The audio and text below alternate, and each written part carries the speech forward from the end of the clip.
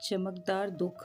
एक दिन यूनान के एक सम्राट ने देश के महामनीषी सोलन को अपने राजमहल बुलाया।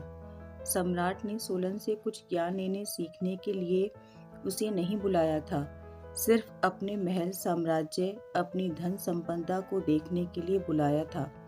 सम्राट चाहता था कि सोलन प्रशंसा करे कि उनके जैसा सुखी और कोई भी नहीं है। सोलन आया, महल घुमाकर दिखाया गया। सम्राट प्रतीक्षा करने लगा कि वह कुछ कहे, लेकिन सोलन चुप ही रहा। आखिर सम्राट ने कहा, मैंने सुना है कि तुम बड़े बुद्धिमान हो। मुझ जैसा सुखी तुमने कहीं कोई और मनुष्य देखा है? मैं परम सुख को उपलब्ध हुआ हूँ। सोलन कुछ बोलो।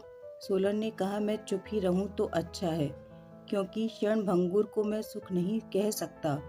जो शाश्वत नहीं है उसमें सुख हो भी नहीं सकता। सम्राट, यह सब दुख है, बड़ा चमकदार है, लेकिन दुख है।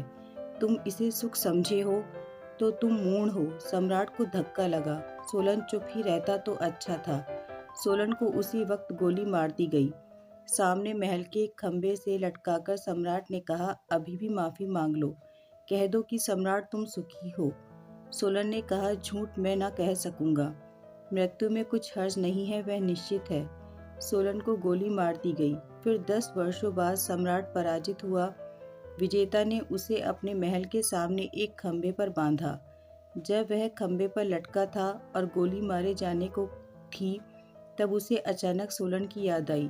ठीक 10 वर्ष पहले ऐसे ही सोलन खंबे पर लटका था। तब उसे सोलन के शब्द भी सुनाई पड़े, जो शाश्वत नहीं, वह सुख नहीं, जो क्षणभंगुर है उसका कोई मूल्य नहीं। यह चमकदार दुख है। सम्राट उसी चमकदार दुख को सुख मानकर सम्राट की आंखें बंद हो गईं। वह अपने को भूल सोलन को देखने लगा। जब उसे गोली मारी जा रही थी, तब उसके होठों पर मुस्कुराहट थी। उसके आखिरी शब्द थे, सोलन, सोलन मुझे क्षमा कर दो, तुम ही सही थे।